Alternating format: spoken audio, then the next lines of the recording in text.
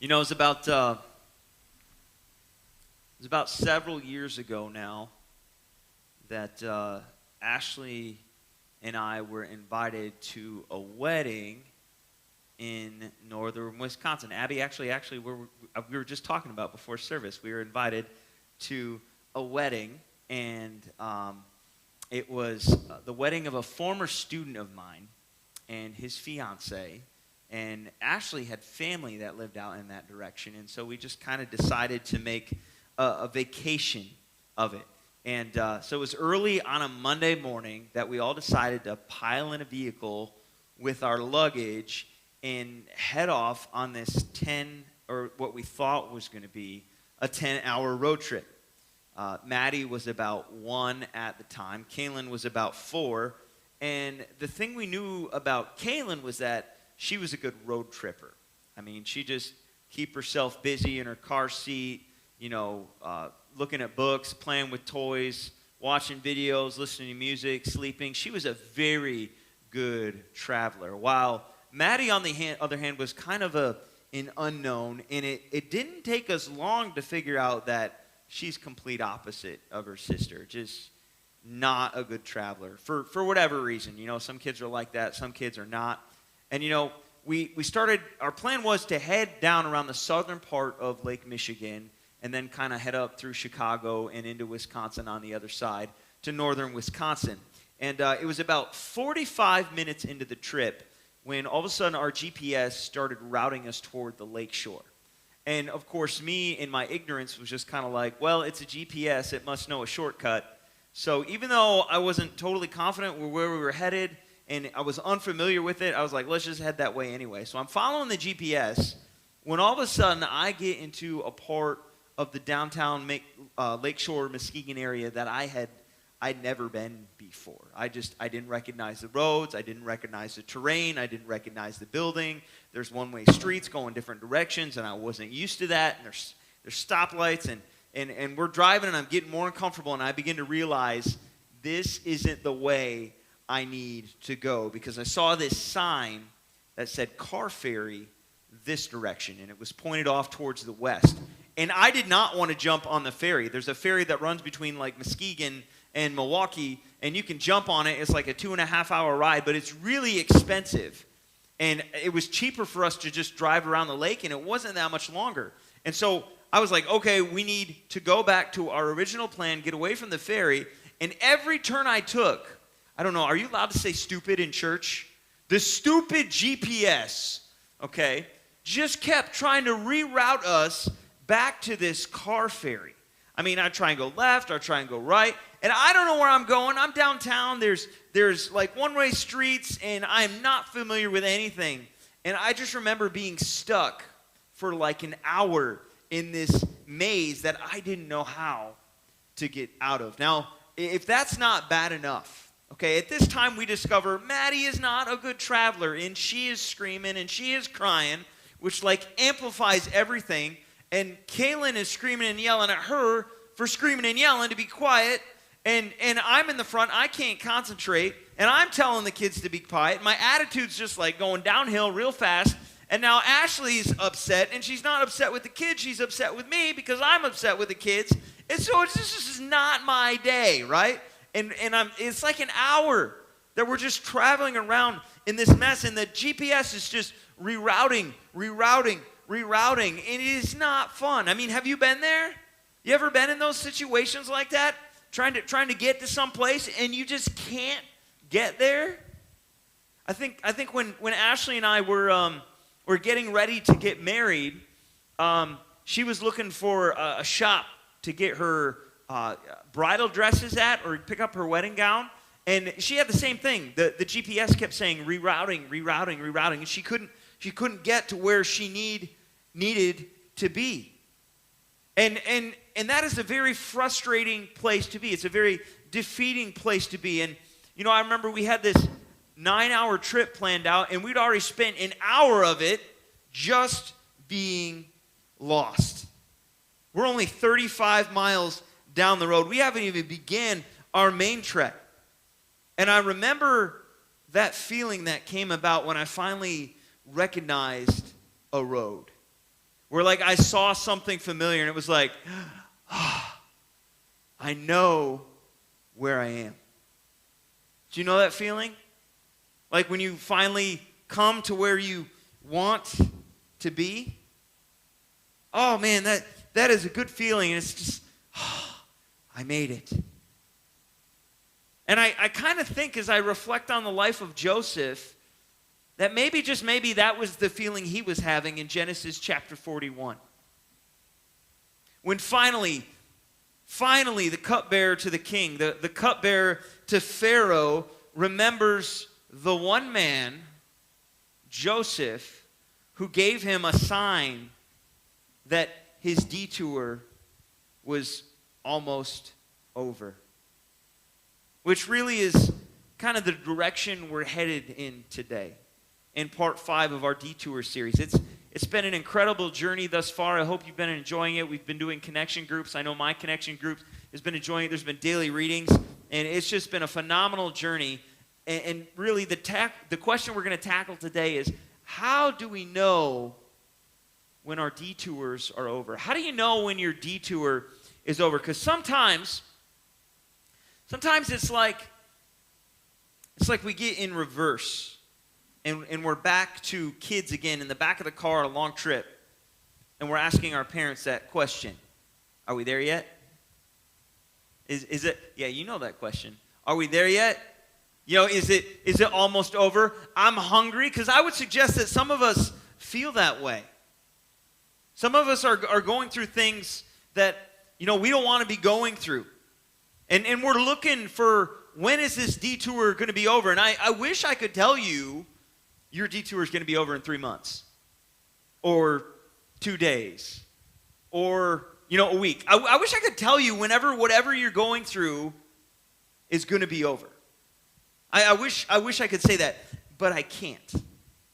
What I can do is look at Joseph's story, and I can highlight for us some of the signs that happened near the end of his detour, and suggest that maybe some of those same signs are present when we are approaching the end of our detours that we find ourselves on. We'll call them signs that your detour is accomplishing the purpose for which God intended it. I can't tell you when it's going to be over. I can't give you a time and a date.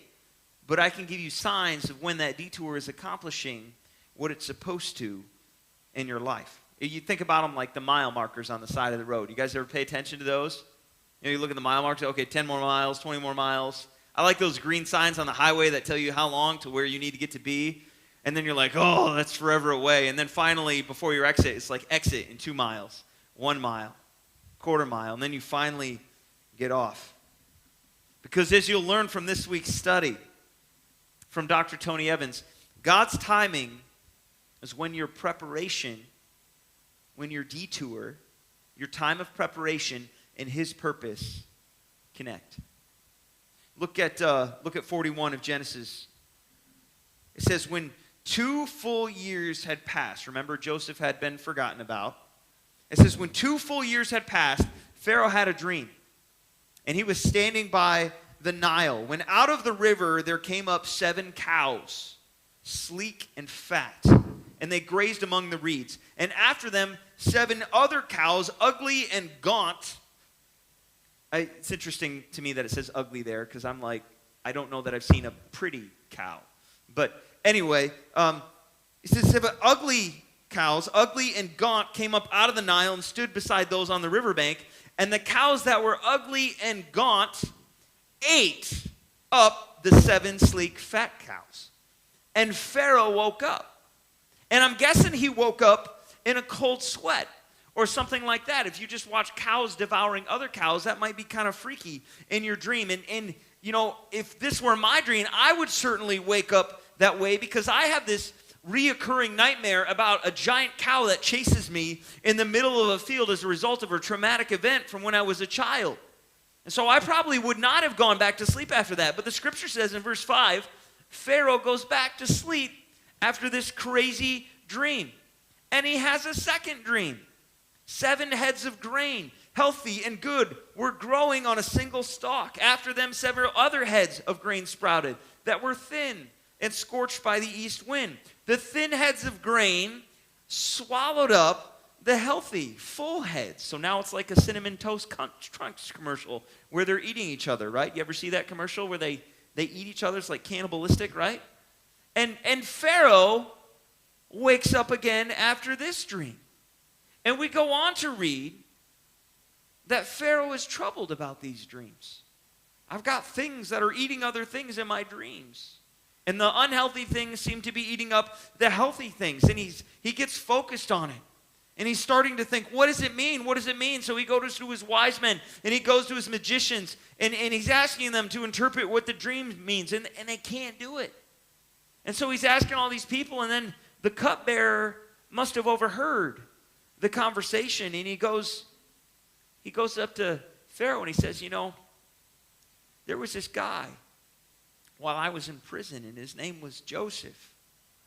And I had a couple of dreams. I had a dream, and then my buddy had a dream.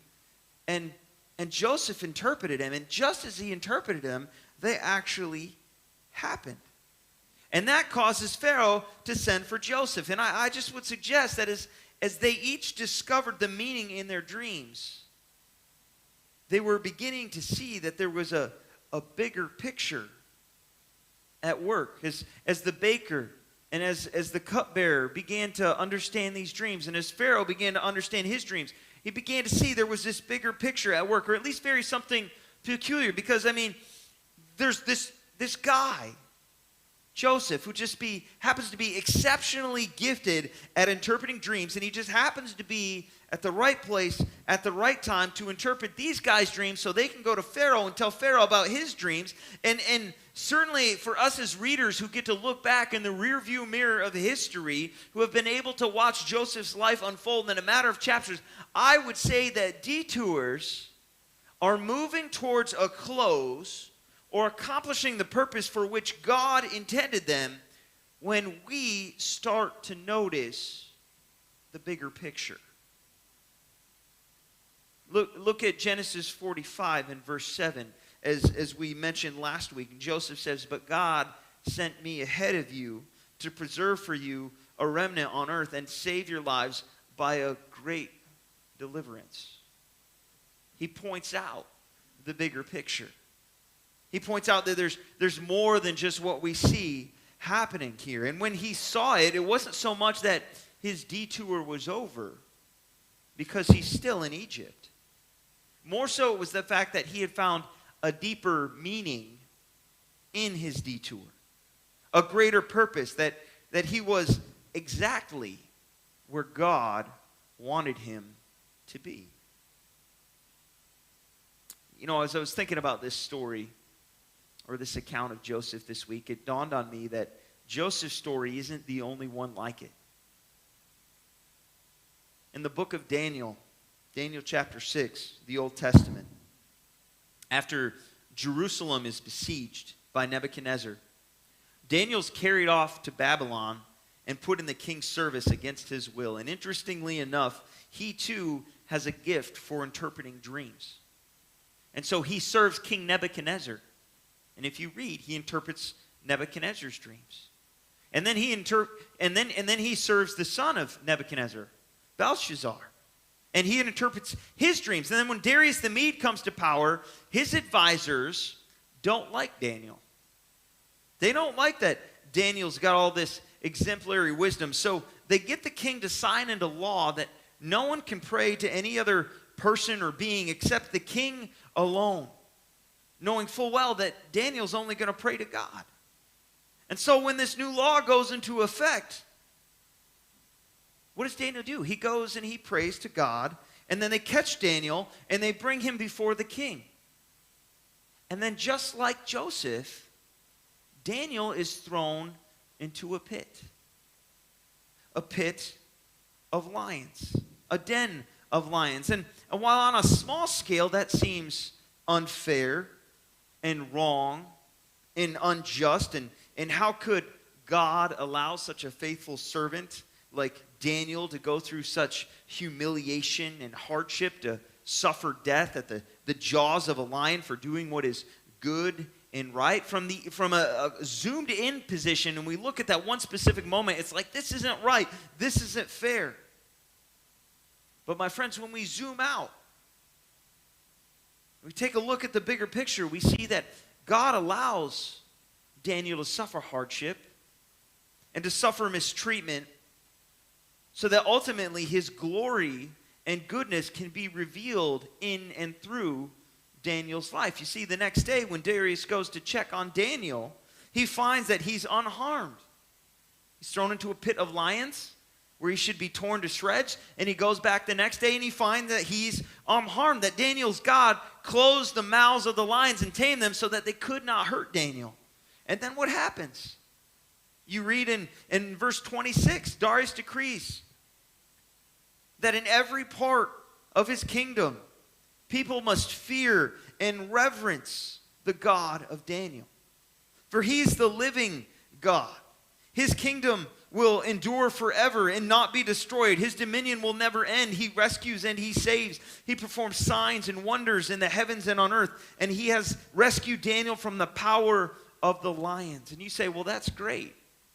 That's awesome. He did that for Daniel, but what about all the other followers of Jesus who faithfully served him and who were God-fearing men and women who trusted and were faithful and yet subjected to death? What about them? Their detour didn't end so well, did it? And I would say, well, that's a fair question, to which I would respond, our God raises the dead. Our God raises the dead.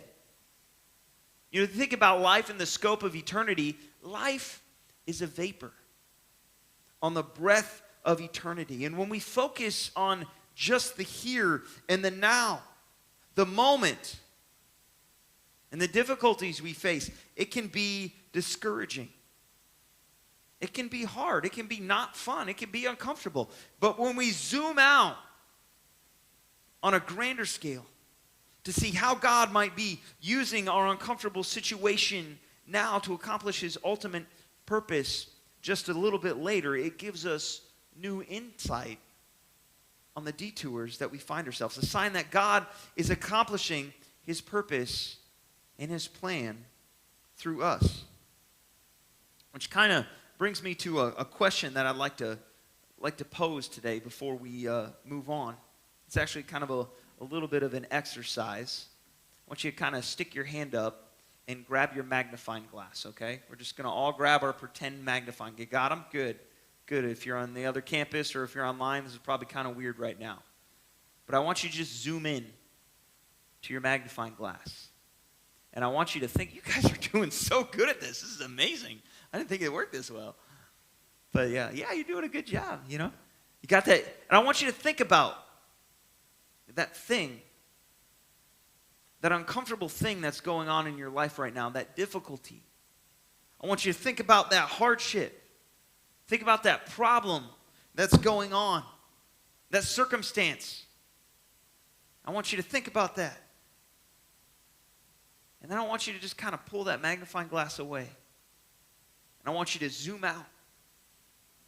I want you to start thinking about how your circumstance might be a part of God's larger plan. How can the uncomfortable thing that I'm going through right now be a part of God's larger plan?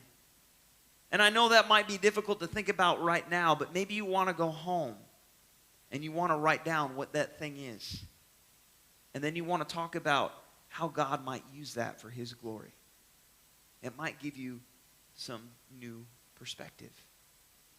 But I would suggest that that's a sign that God is using our detours for his purpose. And then if you notice the next sign with me that a detour is coming to a close or accomplishing its purpose, we find that in Genesis chapter 41, verse 14. When Pharaoh sends for Joseph and he's brought up from the dungeon, he's cleaned up, he's shaved, and he's given new clothes and brought before Pharaoh. And Pharaoh says, I had a bad dream. I had a bad dream. I had a dream, and no one can interpret it. But I've heard it said that you, when you hear a dream, you can interpret it. And look what Joseph says. He says, I cannot do it. But God will give Pharaoh the answer he desires. And I would suggest the sign that our detour is coming to a close or accomplishing its purpose from this text is simply when we have learned to trust God to do something that we can't. When we've learned to trust God to do something that we can't. Notice Joseph says, I cannot. You ever been there? You ever been there in a place where you say, God, I can't. God, there's no way I can do this. God, I don't know how I'm going to get through this. And it's when you're in those places that we need to remember where we cannot, God can. Genesis chapter 40, Joseph was trying to get himself out of the pit, out of his prison. He interprets the cupbearer's dream, and he says to the cupbearer, when you get out, make sure you go to Pharaoh and tell him that I'm down here. Get me out of this prison. I'm here unjustly. And what happens? The cupbearer forgets him. And you know, you and I read that story and we judge the cupbearer, don't we? We're like, mean old cupbearer. Look what Joseph did for him. Boy, he's a pretty mean guy. But I would suggest that maybe the cupbearer is not so mean as he is afraid. He's afraid if he goes to the Pharaoh and he says, hey, there's this guy you got in prison that says he doesn't deserve to be there. I think we should get him out. That maybe Pharaoh's going to be upset with him. And then he's going to end up back in prison where he was in the first place. And it might even turn out different, and he ends up like the baker. And so instead of running to Pharaoh right away, he's waiting. He's waiting for an opportune time. And then 2 years later, this opportune time presents itself. In the meantime, Joseph's still in the pit. His plan didn't work. He couldn't get himself out. And oftentimes we, like Joseph, try to get ourselves out of the situations that we find ourselves in, only failing to realize that the only one who can get us out of our detour or through our detour or give meaning to our detour, who can bring us out of the pit, is God. I remember just a couple years ago, sitting in my stand during muzzleloader season, which happened in early December. There was snow falling on the ground, and it was really quiet in the woods, just one of those beautiful nights. There's snow falling, kind of like a movie-type night. You know, if you watch the Hallmark Channel, little snow coming down. It's like, this is it. This is the moment, right? Some of you, that analogy just took on a whole new meaning for you. But I was sitting there, and I was right on the edge of this ravine, and it's like a 200-yard, like 45-degree angle down to the bottom of this ravine. And I always sat in my tree stand there and wondered, what would happen if I shot a deer and it ran down into that ravine? How in the world would I get it out? What would I do? And I used to sit there and I used to think about all these cool ideas. Like I could get an electric winch and like mount it to a tree and run a cable all the way down the hill. And that way if a deer ran down there, I could just drag it to the cable and like go on up and turn my winch on and just let that thing drag it right up the hill. And then I didn't got to worry. I was like, this is a good idea. Unfortunately, I didn't have time to implement that idea. And these 3 does came in that evening, one of them quite sizable. And I had my muzzle loader, and boom, I let that 3-foot flash fly out of the muzzle and light up the world. And it was so fun. Man, I love muzzle loader hunting. And I got down out of my tree, and I began to go look for sign. And I can't find anything. In the snow, like I'm following these different footprints, and there's so many footprints that I don't know which footprint belongs to my deer. And it's getting darker and darker and darker and darker, and pretty soon I realize I'm just not going to find this deer. Now, the beautiful thing about the snow and the cold is I can come back the next day and follow up. And so that's exactly what I do. I go home, and the next day I come back, but this time I bring a friend with me. And do you know what that deer did? Can I say dumb? You know what that dumb deer did? It ran all the way down to the bottom of the ravine. And I had to go down there, and I had to bring that thing 200 yards up out of this ravine on a 45-degree angle, dragging it up the hill. It was impossible. It was so difficult to do on my own. But I had a friend with me. And together, my friend and I were able to do what I could not do on my own. We were able to do what by myself I could not do. I had to utter the same words as Joseph and say, I can't. And that's where my friend came along and helped me. And did you know you have a friend too? His name is Jesus. And Jesus can come alongside you just like my friend came alongside me. And he can do the things in your life that you can't, that you struggle with. He can lift you out of the pit. He can see you through the detours that you face. You ever find yourself stuck? Stuck in a situation where try as hard as you can. You just can't seem to get out of it.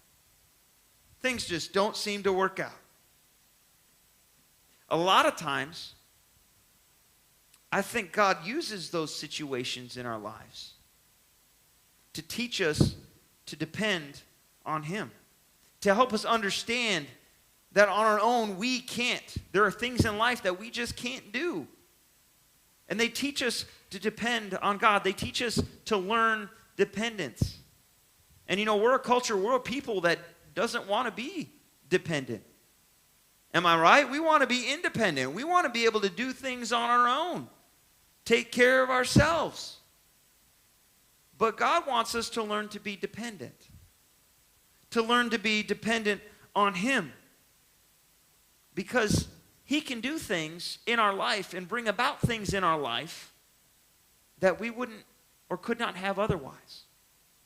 Jesus describes it in John chapter 10, verse 10, as the fullness of life. Did you know that only Jesus can bring about the fullness of life in your life? You can't do that on your own. Without your friend Jesus, your life is lacking. It's not what it could be. Only Jesus brings about the fullness of life. The Apostle Paul elaborates further on this when he says in 1 Corinthians 2:9, is highlighted in the Psalms, no eye has seen, no ear has heard, nor can the mind of man comprehend what God has in store for those who love Him. That's God's desire for you, the fullness of life. I don't know about you, but that's what I want to experience in my life. I want to see you experience that in your life. It's what I want to see happen in our church. It's what I want to see happen in our community, in our county, and across the world. The fullness of God and His presence in our lives being lived out. But yet our natural tendency is to try to do things in our own strength. To do things because we think we know best. We know how to get out of the pits in our lives. We know how to get the trophies. When in effect, God knows how to do far better than we do. Far better.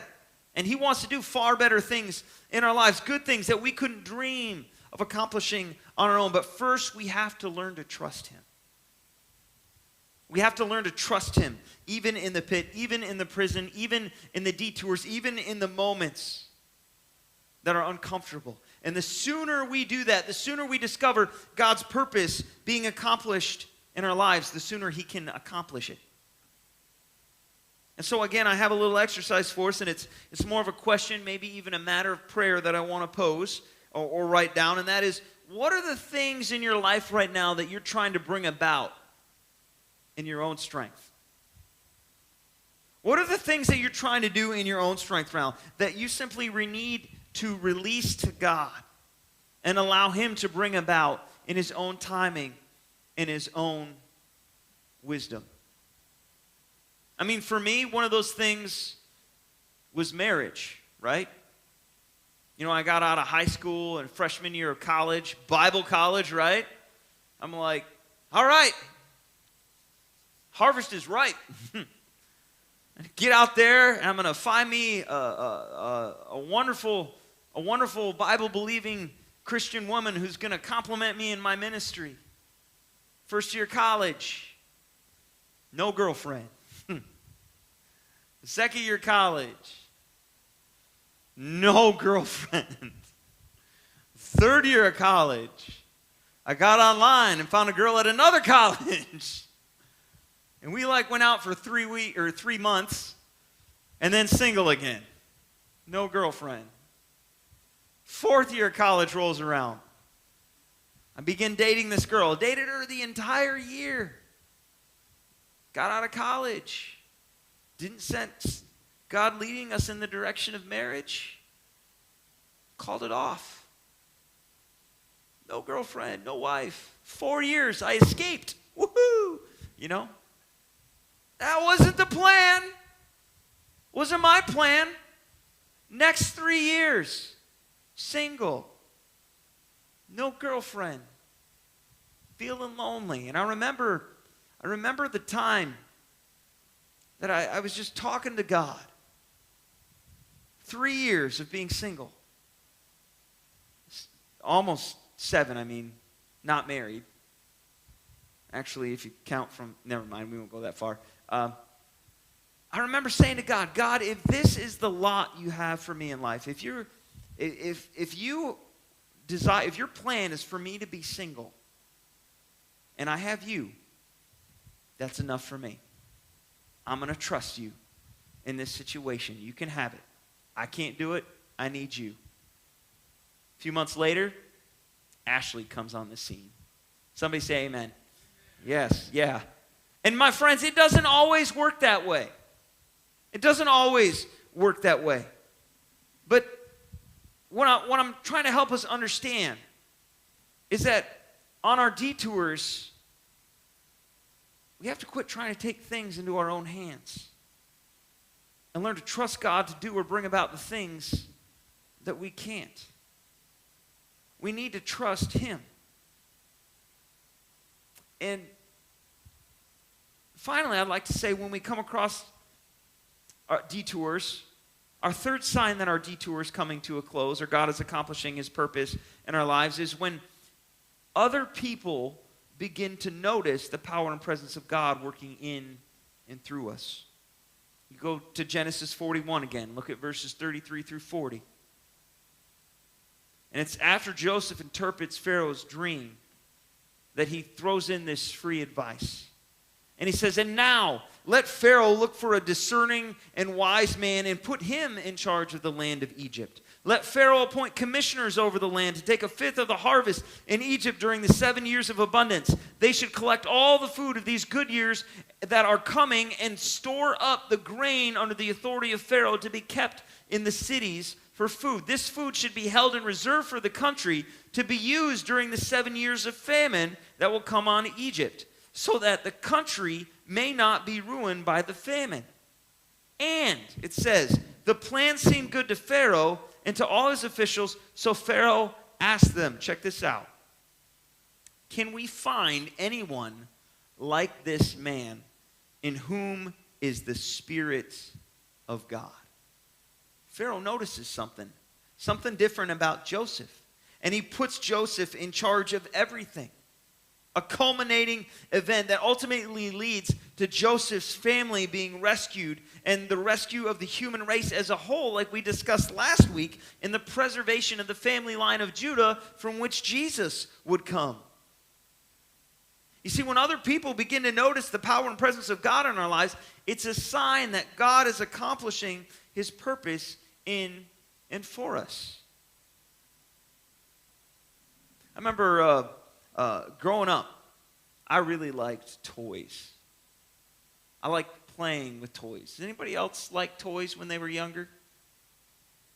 Does anybody else still like toys, right? They just change. They get bigger and they have engines now, right? But man, even today I still like toys. I still like going to the store and looking in the toy aisle. It's fun. I can't wait for Kaylin or Maddie to have a birthday because, I get to go and look at toys. I remember in college, this is probably why I couldn't find a girlfriend, right? I remember in college, I went and watched the movie The Incredible Hulk. And then I went to Walmart and I bought an Incredible Hulk action figure, right? And I love toys. And when Maddie or Kaylin has a birthday, we go to the store, we pick out a toy, and, I don't know who's more excited, like them or me. In fact, with Maddie lately, we've been buying the Paw Patrol toys, and the collection just keeps getting bigger and bigger and bigger. And you can't just get one Paw Patrol. Like, you gotta like get the whole set. And so over the course of the years, we've just been collecting more and more Paw Patrol toys. And like, I'm excited about this. I know it's kind of weird, but, you know, I'm a grown man, and I still like toys. They're fun. And I remember, you know, growing up, my parents got me these unique toys. I don't know if this means I'm sheltered or not, but they bought me Bible character action figures, like David and Goliath. I remember this. And Goliath, he was cool. He's like this big guy with his helmet, a shield, and a spear. And, you know, I don't know what it says. I always liked Goliath more because he had the sword, the spear. But anyway, I remember playing with these toys, and they had like a cassette tape, and they had like a book you could read with it. And I would go through this book, and I would listen to this dramatic storytelling of David and Goliath over and over and over, to the point where I got to know it like better than the person who was reading it did. And I would use like voices, like when Goliath would talk, I would talk in my deep giant voice like this when Goliath was talking. And when Goliath would laugh in the story, ha, ha, ha, you know, I would laugh like Goliath would laugh in my mind. And I just had a lot of fun playing with these David and Goliath toys. And I got to tell you, the thing, I guess, that always amazed me about David was his sense that God was with him.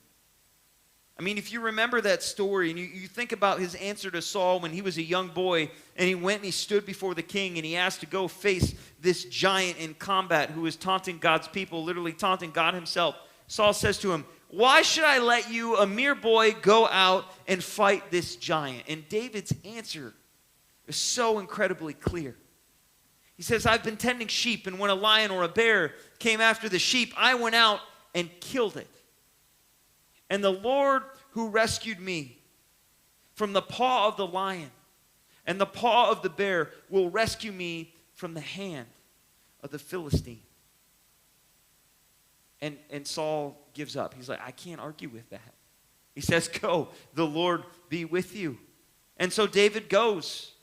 And you know the story. He picks up the 5 smooth stones, and he goes and he slays Goliath. He has victory over the Philistines, this godless people group. And the people around David begin to notice that the power of God and the presence of God is with him, to the point where they eventually make David their king. And my friends, this is what's so amazing about the power and the presence of God in our lives. When it's noticeable, or when he's noticeable, the things that seem to be so giant, the things that seem so big in our lives, the obstacles and detours that we face, they come tumbling down. The difficulties that used to seem so big aren't so big and overwhelming anymore, because we know that God is with us. The God who rescues us from the paw of the lion and the paw of the bear. My question for us today is simply this: do people notice the power and presence of God in our lives? Do people notice that we've been with Jesus? Can they tell that you've been with Jesus? Do you exhibit the same courage and the same confidence and dependence that David did when standing before the giant, that Joseph did when standing before Pharaoh, that Daniel did when he got down on his knees and prayed, knowing it would result in him being thrown into a pit? Do you exhibit that same kind of courage? Do you, do I, do we know the power and the presence of God in our lives? Because that's when I would suggest that our detour begins to shift and become a God tour that puts his power and goodness and glory on display before a world who so desperately needs to know him. You know, I was thinking this week, some of you, I don't know how we all feel about this. Sometimes I bring up things that are uncomfortable to talk about because we need to talk about them. You know, in 16 days, there's going to be an election. And it's contentious, right? We can tell that. We've seen that by now. You know? It's going to happen. Somebody's going to be elected. I don't know who's going to be elected, but somebody's going to be elected. It's going to be from the Republican Party, or it's going to be from the Democratic Party, And my philosophy is I'm not necessarily voting for a person as much as I'm voting for a platform. And I don't like to tell people how to vote. What I do like to do is help people understand how they should vote. And I want you to know that I think you should vote. I think you should make your voice heard. You look in the scriptures, and Jesus is going around and he's letting the religious leaders know what he thinks. He's not just like, no, I'm not gonna talk to those guys. I'll just kind of let it play out. No, he's out in the temple courts, and he's talking to the religious leaders, the politicians of the day, letting them know what they think. And I think we ought to have that same kind of voice. But not pushing for our agenda, or voting for what's best for me, or for voting for what I think is best, but voting for what's going to advance God's agenda. What's going to advance his kingdom.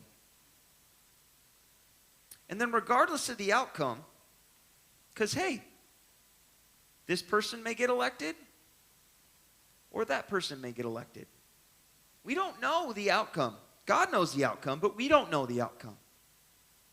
And regardless of the outcome, I need us to remember these principles. Because if we're not careful, Satan can use things such as an election or political affiliations to divide the church, to cause disagreement between us all. And so I need us to remember that regardless of what happens, there's a bigger picture. There's a bigger picture than what we see right now. There's a bigger picture that's unfolding. I need us to remember where we can't, God can. Where we can't, God can. And that's regardless of the situations that happen in our life. Where we can't, God can. And then finally, let's be faithful. Let's be faithful and trust God with the outcome. And determine that we're going to do our best to live out and put on display the power and presence of God in our lives, so that the people around us can see and come to know him. There's a world out there that is so much bigger than what we get hung up on sometimes. And they need Jesus.